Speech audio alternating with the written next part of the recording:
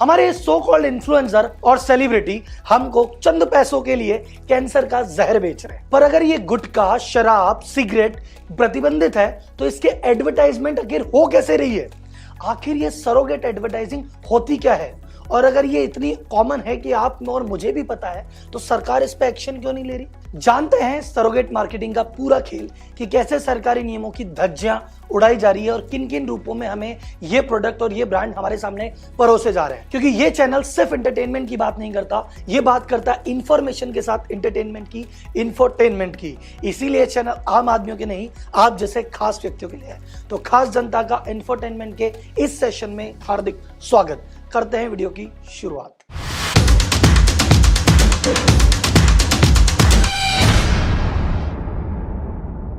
Eighties 90s के दशक तक हम बात करें तो ये सिगरेट का और गुटखे का, तंबाकू का खुला ऐड किया जाता था। जैसे आप नोटिस करेंगे ये जो हमारे भाई साहब हैं जो अभी फूफू फूफू करने से मना करते हैं, ये कुछ समय पहले ये कहा करते थे, हम रेड एंड व्हाइट पीने वालों की बात ही कुछ और है। तो जब इनका फूफू वाला ऐड आया मुझे लगा अच्छी बात है, सुधर गए। पहले गलत ऐड कर रहे थे, अब थोड़ा सामाजिक रुझान की बात कर रहे हैं, लेकिन ये तो फिर आ गए। देखें कौन नया खिलाड़ी आया है।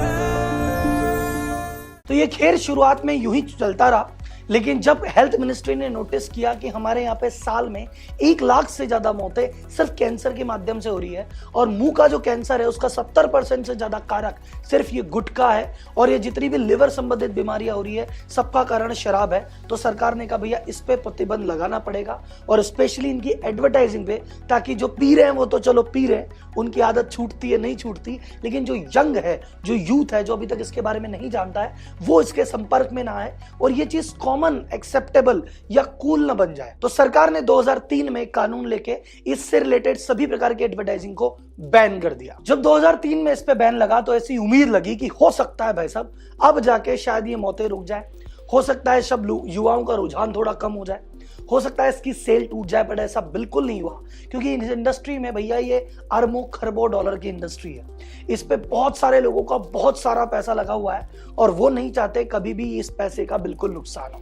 तो उन्होंने दुनिया भर के लॉज देखे और लॉ में कमियां देखी। और इंडिया में हमेशा कहते हैं कि ताला बनता है तो भैया चाबी भी होती है। अगर एक रूल आता है तो उसका कहीं ना कहीं एक्सेप्शन या अपवाद या छोटी गली जरूर होती है। वो गली इनको मिल गई। उन्होंने अपना जो मेन प्रोडक्ट है उसका एडवर्टाइजमेंट नहीं किया, लेकिन उसी प्रोडक्ट की पैकेजिंग से मिलता जुलता, कलर से मिलता जुलता, ब्रांड से मिलता जुलता, टैगलाइन से मिलते जुलते दूसरे प्रोडक्ट उतारने लग गए। तो जो बियर कंपनी थी, अल्कोहल कंपनी थी, वो बन गई सोडा कंपनी। वो बोले हम भैया सोडा का ऐड कर रहे हैं जी, हम तो म्यूजिक सीडी का ऐड कर रहे हैं जी। जो पान मसाला बेचने वाली कंपनियां थी वो माउथ फ्रेशनर ऐड करने लग गई कि भैया हम तो इलायची बेचते हैं और क्या हमारा छोटा सा इलायची का भी काम है। किंगफिशर ने कहा अरे भैया हम तो पैकेज ड्रिंकिंग वाटर बेचते हैं, देखो किंगफिशर का पानी पियो कितना बढ़िया है, हम तो किंगफिशर पानी का ऐड करते हैं जी। और किंगफिशर ने, विजय माल्या जी ने तो एक लेवल और आगे बढ़ गए। उन्होंने कहा मैंने तो एयरलाइन ही बना दी, अब एयरलाइन का ऐड करने से थोड़ी रोकोगे, तुम्हें किंगफिशर एयरलाइन दिखती है, वैसा ही नाम है, वैसा ही लोगो है, तो एयरलाइन के नाम पे ही प्रचार हो रहा है साहब। और ये तो एक कदम इतना आगे निकले कि भैया आईपीएल में जो टीम खरीदी उसका नाम क्या है, खुद की बोतल के नाम पे रॉयल चैलेंजर्स बैंगलोर। इस पे आपत्ति भी की गई, कई छोटे मोटे कोर्ट केस भी हुए, बट फाइनली वो जैसे तैसे सेटल हुए विजय माल्या जी के फेवर में कि भैया जो क्रिकेट है नाम तो कॉमन हो सकता है, उसमें कौन सी बड़ी बात है। और ऐसे बहुत सारे मेमोरेबल एड आपको आज भी याद है, जैसे मैकडॉनल्ड्स का नंबर 1 यारी एड कि 3 दोस्तों की यारी है भैया, ये नंबर 1 यारी। आपने आज तक पहले फिल्म फेयर अवार्ड देखे होंगे, आजकल आप देखते हैं बिमल इलायची फिल्म फेयर अवार्ड्स। ये ब्रांड आपको दिखते ही रहते हैं, ये आपकी मेमोरी से ओझल होने नहीं दिए जाते और आपको भी धीरे धीरे लगता है ये ब्रांड कहीं ना कहीं देखा हुआ है और इसे कहते हैं ब्रांड की रिकॉल वैल्यू बढ़ाना। अब ये देखा जाए तो आपको छोटे छोटे हल्के हल्के हिंट दिए जा रहे हैं, पर अगर आपके हल्के हल्के हिंट में नहीं आता, हम आपको भारी भारी हिंट देते हैं। हम लेके आते हैं आपके फेमस सेलिब्रिटीज को जिनके एक एक अदा पे करोड़ों लोग कुर्बान हैं। तो हम शाहरुख जो करेगा वो हम करेंगे, तो भैया एक काम करें, शाहरुख को ही खिला दो ना विमल पान मसाला। अरे पान मसाला बैन है, हाँ तो इलायची खिला दो। और आपके शाहरुख हो, चाहे अजय देवगन हो, चाहे अक्षय कुमार हो, चाहे हमारे बिग बी, अमिताभ बच्चन हो, आने वाले शाहरुख खान जिन्हें कहा जा रहा है रणवीर सिंह हो, हमारे फेवरेट डुग्गू भैया ऋतिक रोशन हो, चाहे हमारे टाइगर श्रॉफ हो या हमारे महेश बाबू, हर एक सेलिब्रिटी कहीं ना कहीं किसी न किसी रूप में इन चीजों से जुड़ा हुआ है। और रही सही कसर, पान बहार ने जेम्स बॉन्ड को लाके पूरी कर दी। ये जो विमल इलायची का भी करंट एड चल रहा है, जिसको देखे काफी बवाल हुआ, कंट्रोवर्सी हुई, इस एड को ध्यान से देखिए। मैंने पूरा एड जीरो से देखा है। इस पूरे एड में कहीं भी उन तीनों सेलिब्रिटीज में ये जिक्र नहीं किया कि ये विमल इलायची है। वो बस विमल की बात कर रहे थे और विमल खाता हुआ दिखा रहे थे एक पुड़िया में से, और बस जब वो एड चल रहा है उस एड में स्क्रीन पे बस थोड़ा सा आता है विमल इलायची। वो अपने मुंह से नहीं बोल रहे कि हम इलायची खा रहे हैं। सेम एड अगर आप देखेंगे हमारे रणवीर सिंह और अमिताभ बच्चन का, तो उसमें भी सेम चीज है। तो हर बार एड में क्या है, ये मुंह से नहीं बोलते हम खा क्या रहे हैं, बल्कि जिस पैकेट से ये खा रहे हैं, विमल इलायची का पैकेट और मेन विमल पान मसाला का पैकेट एक जैसा ही है। और जब वो खा रहे हैं तो दिखाया नहीं गया उस पैकेट पे इलायची लिखा है, पान मसाला। वो जो फीलिंग देनी थी वो दे दी गई है। सो कुल मिला के ये टैक्टिक्स ये है कि आपको जो प्रोडक्ट हम बेच नहीं सकते उसी प्रोडक्ट से मिलता जुलता, देखो वैसी ही पैकिंग, वही ब्रांड नेम और वही कलर और वही सारी चीज आपको एक काम मिल जाएगी। आप गौर से देखिए, यह है विमल पान मसाला का अभी तो ये सिर्फ शुरुआत है। विमल पान मसाला, दाने दाने में केसर का दम। अब यह है विमल इलायची का एड। विमल बोलो जुबान केसरी। आप देखिए इसमें 99% चीजें सेम है, बस इसमें पान मसाला की जगह इलायची लिखा हुआ है, दैट्स इट। और समझने वालों को इशारा मिल चुका है। तो जो भी व्यक्ति विमल पसंद करता है या विमल की तरफ थोड़ा सा अट्रैक्टेड है, उसका अट्रैक्शन आ चुका है और वो जो बेसिक पर्पस था एडवर्टाइज बैन करने का, वो डिफीट हो चुका है। तो ऐसा नहीं है ये सब कुछ हो रहा है सरकार को पता ही नहीं। सरकार को पता है कि अरे सरोगेट एडवर्टाइजिंग नाम की चीज तो चल रही है।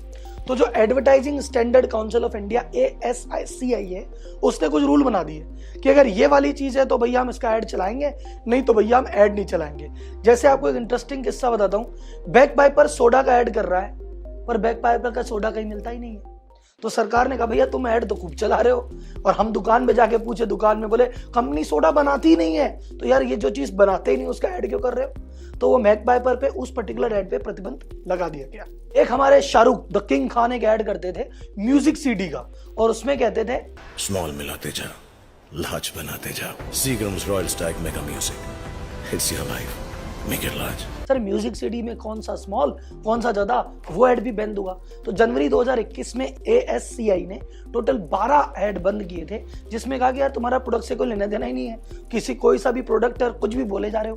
लेकिन बाद में फिर जब अपील हुई, उन्होंने कहा देखो ऐड वेड सही है, तुम्हारा पैसा वैसा लगा है, एक काम करो छोटी मोटी चीजें चेंज करके चला दो, ऐसी कोई दिक्कत नहीं है, एक दो चीजें हटाओ और चला दो।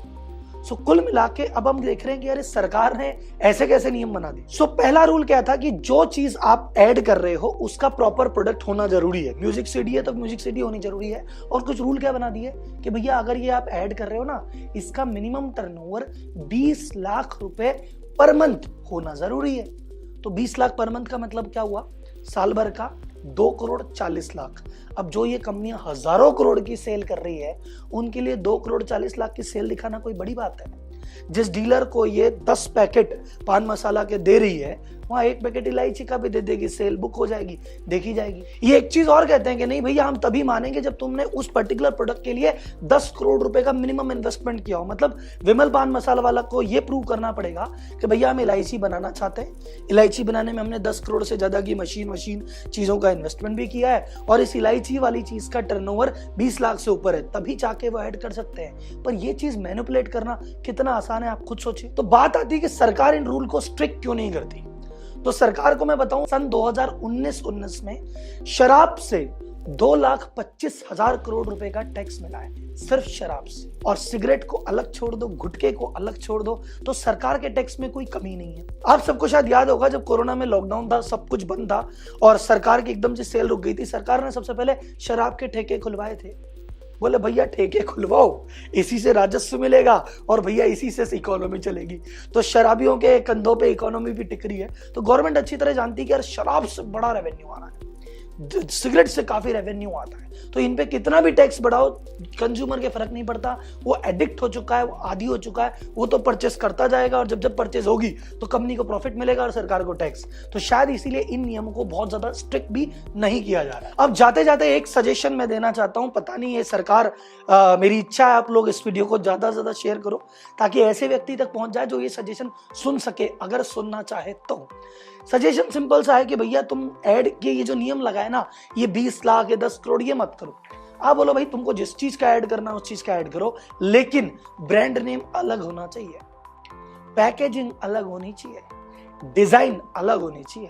तो अगर विमल पान मसाला वाला भैया ऐड करेगा तो तू भाई इलायची बेच, विमल नाम से नहीं कमल नाम से बेच। तुमका जो पैकेट अगर इसका पीला है तो भैया इसका पैकेट लाल करो। अगर इसमें लिखा है दाने दाने में केसर का दम तो इसमें कुछ और टैगलाइन दो। ये चीज एकदम डिफरेंट लगनी चाहिए। अगर मैं किसी व्यक्ति के सामने रख दूं कि ये और ये इसमें डिफरेंस है क्या, तो लोगों को लगना चाहिए हाँ यार दो अलग अलग चीजें। आज की डेट में एक सर्वे किया गया, लोगों से पूछा गया कि यार जो ऐड आ रहा है आपको क्या लगता है विमल इलायची का ऐड है, तो 50 में से 42 यानी ऑन एन एवरेज 84% लोग कहते हैं अरे तो इलायची का तो नाम है, ये तो पान मसाला की बात हो रही है। जब हर रोड चलते व्यक्ति को या हर व्यक्ति को पता है कि यार ये वही बात हो रही है, तो फिर सरकार ने नियम सिर्फ दिखावे के लिए कर रखे हैं कि हम इसको लेके सीरियस है, बाकी सीरियसनेस बिल्कुल नहीं। तो जब ये बैन लगाया गया था तब कैंसर से मौतें होती थी लगभग साल की 1 लाख से ज्यादा। आज की डेट में संसद में जो भी डेटा रखा गया है 2018 से 2020 के बीच में टोटल 40 लाख लोगों को कैंसर हुआ और उसमें से 22 लाख लोगों की मौतें पिछले लास्ट 2 सालों में हो चुकी है। ये केंद्र का डाटा है जो उन्होंने लोकसभा में प्रस्तुत किया है। तो ये चीज कितनी सीरियस है आप उसको समझना पड़ेगा और इससे हमको खुद को दूर रहना पड़ेगा। एंड सबसे मेन चीज मैं हाथ जोड़ के रिक्वेस्ट करता हूं, ये जितने भी सभी सेलिब्रिटीज हैं, चाहे हमारे अमिताभ बच्चन हो, चाहे हमारे किंग खान हो, चाहे हमारे खिलाड़ी कुमार हो, सर आपके पास पैसों की कोई कमी नहीं। करोड़पति लोगों को बहुत सारे लोग आपको देख के जीते हैं, आपके बर्थडे पे केक काटते हैं, आपकी फोटो लगा के बैठे हैं, आपसे बहुत लोग इंस्पायर होते हैं।